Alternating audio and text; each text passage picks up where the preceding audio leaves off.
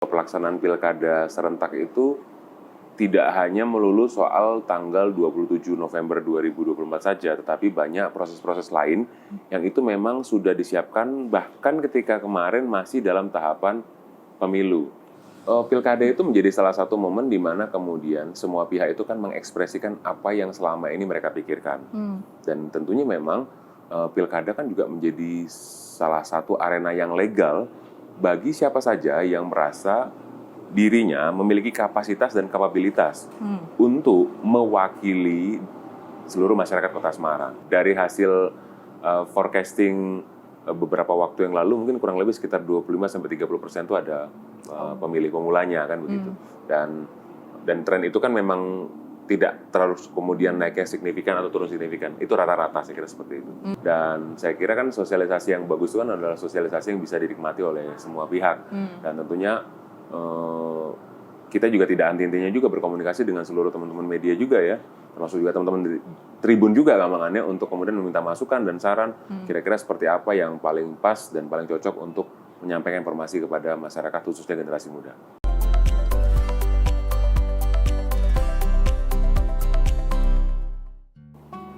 Halo Tribuners, saat ini Anda menyaksikan Tribun Topik, di mana kita akan membahas topik menarik untuk dikulik.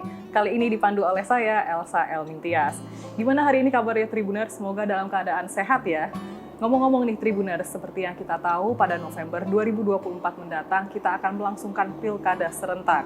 Pilkada Serentak ini tentunya jadi ajang yang lumayan prestis ya, dan tentunya ini juga akan menentukan siapa saja para pemimpin di kota Tribuners. Nah, kali ini kita akan mengulik sejauh mana kira-kira persiapan dari KPU Kota Semarang. Nah, tapi sebelumnya Elsa perkenalkan terlebih dahulu narasumber yang telah hadir pada Tribun Topik kali ini, yaitu Ketua KPU Kota Semarang, Bapak Henry Cassandra Wiltong. Halo Bapak. Halo Mbak Elsa. Selamat siang. Selamat siang, mohon maaf lahir batin. Waduh, iya suasananya memang masih Idul Adha ya soalnya ya. Mohon maaf lahir batin Pak. Gimana kambingnya kemarin? Ya cukup lah. Cukup ya? Cukup bikin naik kolesterolnya maksudnya. Waduh, lumayan itu. Ya. Baik, Pak Nanda ya panggilannya ya? Atau akrabnya dipanggil siapa nih sebenarnya? Nanda saja. Pak Nanda, seperti itu ya. Baik, Tribuners. Kita bakal tanya-tanya nih ke Pak Nanda seputar persiapan KPU Kota Semarang sudah sejauh mana untuk Pilkada 2024. Nah, tapi Pak Nanda boleh cerita dulu nggak nih? Karena ini menarik banget, soalnya di meja kita nih ada boneka ya. Betul. Dan ini bentuknya kok mirip warak mendok kayaknya. Iya, betul. Oke, ini apakah boneka apa ini sebenarnya? Bukan boneka santet ya? Terima kasih Mbak Elsa. Salam hormat juga buat para Tribuners yang ada di mana saja. Jadi sebenarnya ini merupakan sebuah boneka atau kemudian bisa kita bilang merupakan maskot ya dari penyelenggaraan Pilwakot Semarang tahun 2024 ini. Ini itu sebenarnya merupakan maskot yang kita gunakan dari Pilwakot ke Pilwakot ya. Jadi sebelumnya tahun 2020 pun kita juga menggunakan namanya Pak Dewaras, Paku Demokrasi Warga Kota Semarang. Pak Dewaras. Ya, okay. Jadi ini merupakan semacam bukan hewan ya, tetapi semacam ikon yang ada di Kota Semarang yang tadi seperti disampaikan Mbak Elsa tadi ya, warak mendok tadi. Dan saya kira ikon ini yang kita anggap terus kemudian bisa mempersatukan semua energi yang ada di Kota Semarang ya. Karena kan memang dalam konsep warak mendok itu sendiri yang saya tahu kan memang di situ banyak sekali filosofi-filosofi dan juga pemikiran-pemikiran yang itu merepresentasikan keragaman yang ada di Kota Semarang. Dan kita juga berharap tentunya semangat seperti itu juga yang nantinya bisa digunakan di dalam melaksanakan pemilihan kepala daerah serentak khususnya Pilwakot Semarang 2024. Bahwa tentunya kita berharap memang tentu tidak mungkin ada pemikiran yang sama. Maksud saya tidak mungkin semuanya berpikir hal yang sama, tetapi seharusnya kan kita juga bisa bersama-sama. Jadi harapannya adalah dengan semangat seperti itu, dengan keragaman seperti itu, kita bisa sama-sama mengkompetisikan lewat visi dan misi, tentunya untuk para calon dan juga kepada para pendukungnya juga bisa kemudian merespon hal tersebut, tetapi kemudian kita juga tetap sama-sama bisa mengedepankan bahwa kita sama-sama warga Kota Semarang dan apapun yang kita lakukan di dalam pelaksanaan Pilwakot ini sebesar-besarnya dan pada intinya semuanya untuk kemajuan dan juga perkembangan Kota Semarang. Begitu Mbak Elsa. Baik, luar biasa ya. Ternyata filosofinya dari si warak mendok ini lumayan dalam ya ternyata ya. Harus dalam tuh Mbak, kalau nggak dalam nanti nanti luber nanti kalau nggak dalam. Kayaknya kurang afdol gitu ya Kurang kalau kurang dalam gitu. Oke, berarti dari Warak Ngendok ini juga melambangkan kebersamaan dan juga dari kultur istilahnya ya, dari budaya di Kota Semarang itu seperti apa? Keragaman budaya yang ada di Kota Semarang. Keragaman budaya di Kota Semarang, Tribuners. Makanya diusunglah Warak Ngendok ini sebagai ikon dari KPU Kota Semarang. Pelaksanaan Pilwakot ya besok 2024. Nah, betul. Lengkap sekali Bapak. Ya, betul. Oke Pak Ananda, ini menarik nih. Mungkin boleh kalau misalnya dari Tribuners yang tertarik, bonekanya gimana nih? Boleh dibawa pulang nggak nih? Tinggal silahkan klik kayak gitu ya. Kayak kuis jadinya. Promosi ini jatuhnya ya. Oke. Boleh.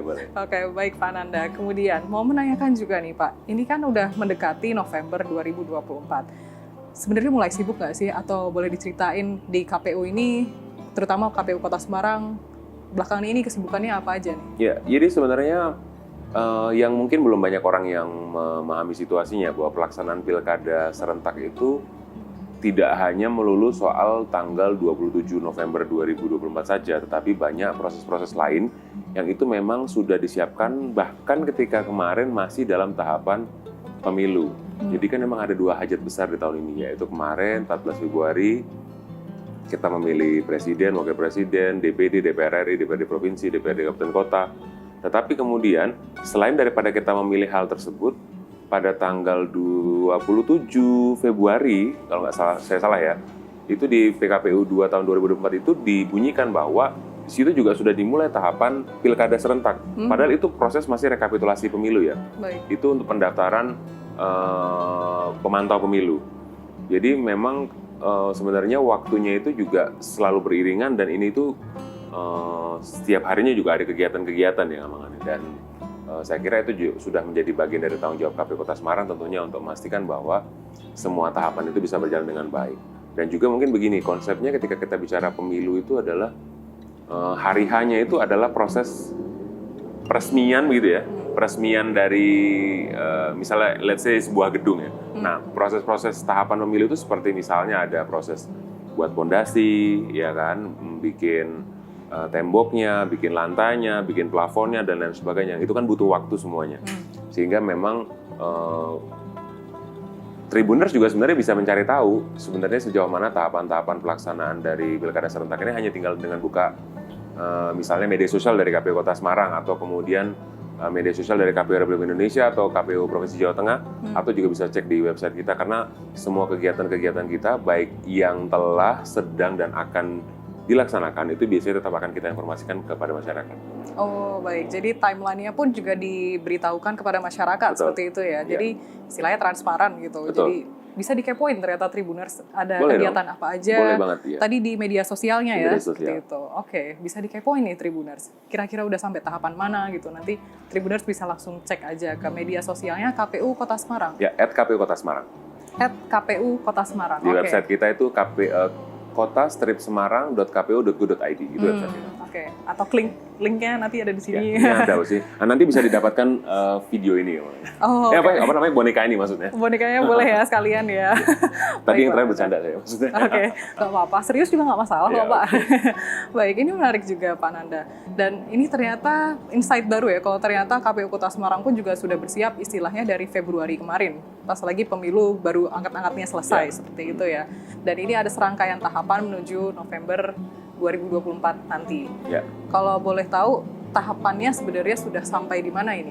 Ya, jadi sekalian juga menginformasikan bahwa kemarin waktu awal April, saya agak lupa tanggalnya, awal April itu waktu puasa-puasa, itu kita itu KPU Republik Indonesia itu sudah meluncurkan pelaksanaan kegiatan atau kemudian menyampaikan kepada masyarakat bahwa KPU Republik Indonesia meluncurkan kegiatan pelaksanaan pilkada serentak tahun 2024. Itu bulan April 2024 kemarin, awal April waktu puasa-puasa. Nah, di situ kan berarti sudah dinyatakan secara resmi bahwa pilkada itu sudah dimulai. Nah, kalau tahapannya apa saja? Sebenarnya tadi saya sampaikan di awal kita sudah membuka pendaftaran badan pemantau ya. Badan pemantau pemilu juga kita sudah buka, lalu kemudian ada proses pendaftaran calon wali kota dari jalur perseorangan. ini kan juga butuh waktu agak lama. Ini yang juga mungkin saya kira perlu diinformasikan ke seluruh Tribuners bahwa memang calon perseorangan itu kenapa dimulai lebih awal, karena memang membutuhkan proses lebih panjang untuk melakukan verifikasi administrasi dan juga faktual mengenai dokumen-dokumennya. Dan itu nanti pun ketika mereka sudah dinyatakan berhasil, itu nanti mereka juga tetap akan mendaftar lagi secara manual. Karena memang untuk menjadi calon kepala daerah itu ada 2 cara. Yang pertama dengan menjadi dari jalur perseorangan dan juga dari jalur partai politik. Itu kemarin ya sampai awal Mei. Lalu kemudian kita juga melakukan pembentukan badan ad hoc. Jadi KPU itu punya badan ad hoc yang sifatnya sementara, itu di tingkat kecamatan dan juga di tingkat kelurahan. Di kecamatan itu kalau Kota Semarang ada 16 kecamatan, jadi kita membentuk sekitar 80 orang yang menjadi representasi KPU di kecamatan. Lalu ada sekretariatnya juga, itu ada 3 orang tiap-tiap kecamatan, jadi total ada 128. Lalu kemudian di kelurahan, karena Semarang itu punya 177 kelurahan, maka kita membentuk 3 orang, masing-masing ada 531 plus 531 juga sekretariat, jadi totalnya 1062 di tingkat kelurahan. Ini ya, panjang ya. Itu. Itu baru kelurahan ya, panjang ya. Habis ini kita juga lalu kemudian akan melaksanakan pemutahiran data pemilih. Kita akan membentuk Pantarlih. Kebetulan rencananya TPS di Kota Semarang itu ada untuk pilkada ya, ada 2.354. Lalu kemudian kita menugaskan ada yang 1, ada yang 2 Pantarlih per TPS untuk memutahirkan daftar pemilih.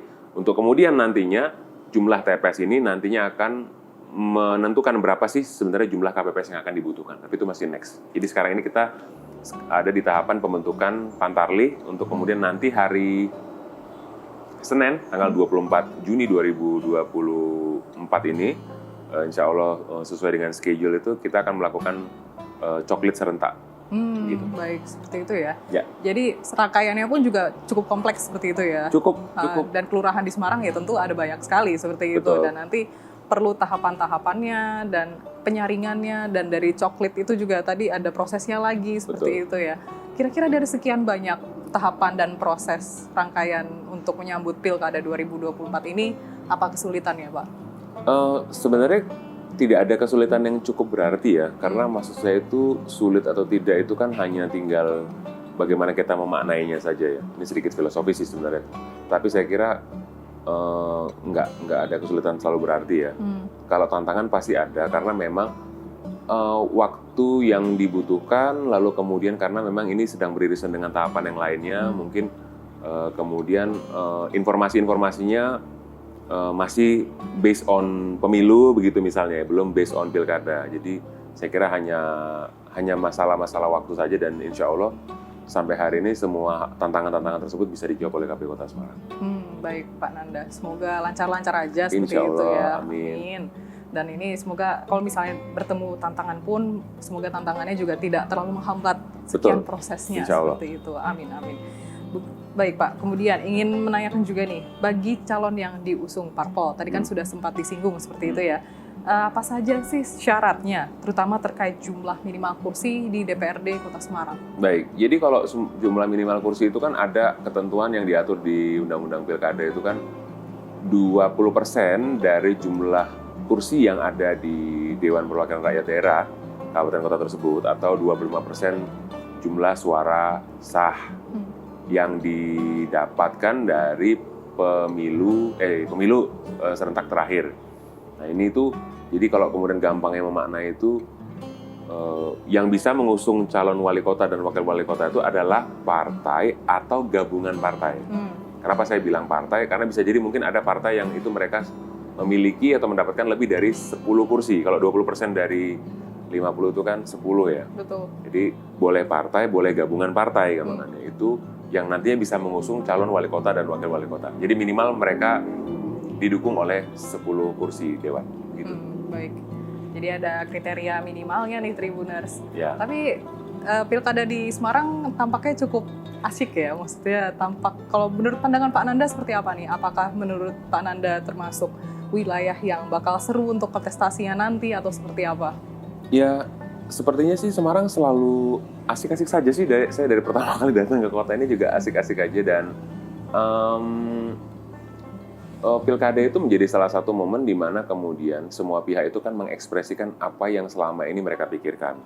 Dan tentunya memang pilkada kan juga menjadi salah satu arena yang legal bagi siapa saja yang merasa dirinya memiliki kapasitas dan kapabilitas untuk mewakili seluruh masyarakat Kota Semarang. Dan tentunya harapan kita adalah pilkada ini menjadi ajang pertarungan yang sifatnya positif ya, ajang pertarungan yang kemudian itu adu gagasan gitu ya, adu visi misi dan juga nantinya itu bukan hanya membawa kepentingan pribadi saja, tetapi membawa kepentingan Kota Semarang pada potongan kue besarnya. Saya kira gitu mungkin Mbak Elsa. Baik. Jadi ini soalnya kan bagaimanapun Semarang juga ibu kota provinsi seperti itu ya. Jadi ini patut diikuti sepertinya untuk kontestasinya nanti seperti itu. Semoga lancar-lancar ya Pak. Amin. Amin.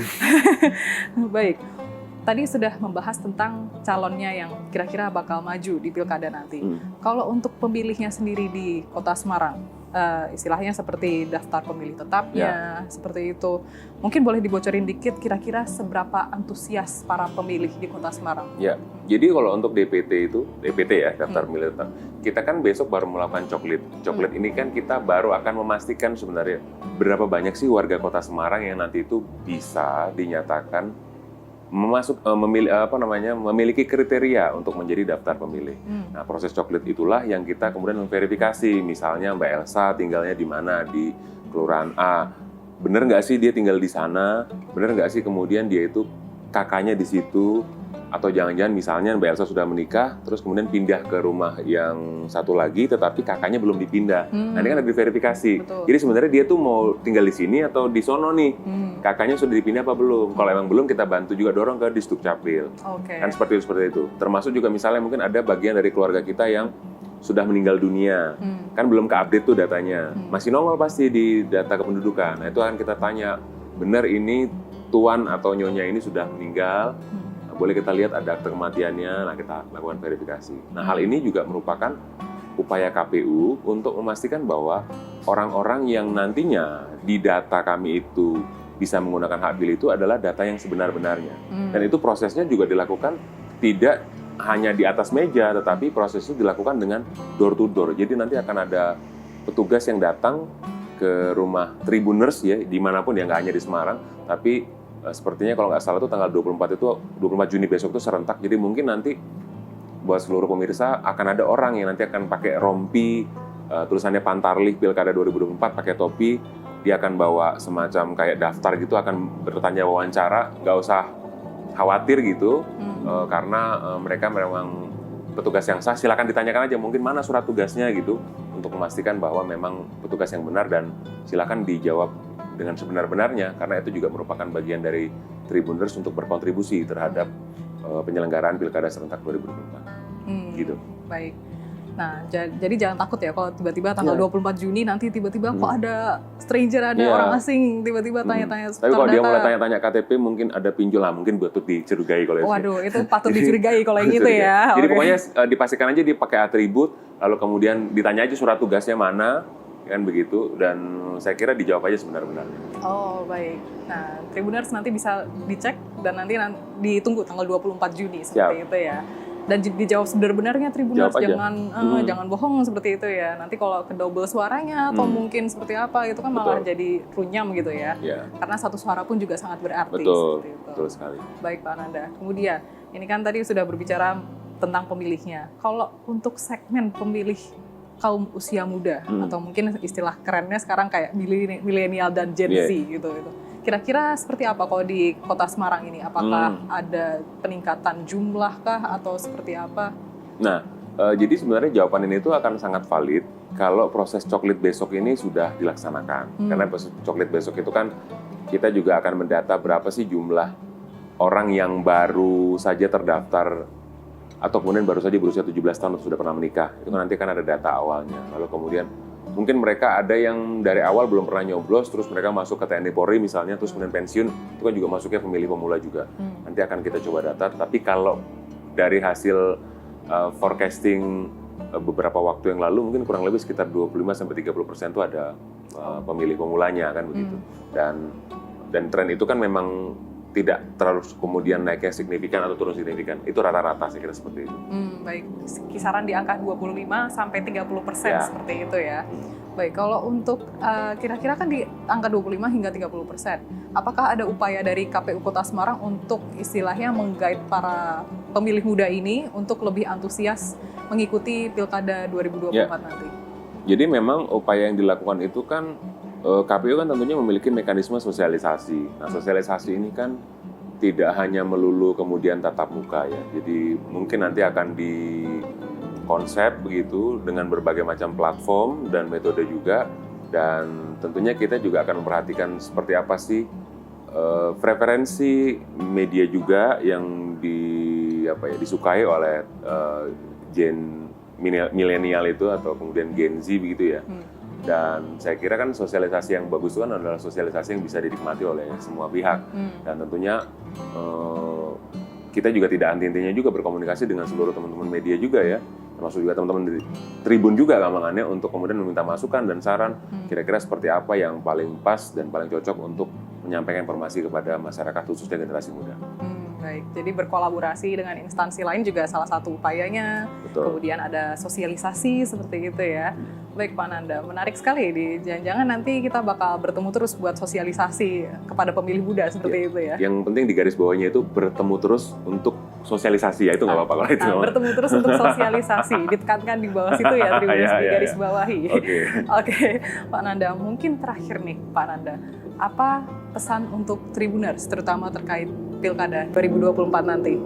Baik, halo Tribuners, saya Hendri Cassandra Gultom atau Nanda Gultom, Ketua KPU Kota Semarang, mengajak semuanya, ayo sama-sama kita sukseskan Pilwakot Semarang tahun 2024, pemilihan Gubernur dan Wakil Gubernur Jawa Tengah 2024 dengan datang ke TPS, lakukan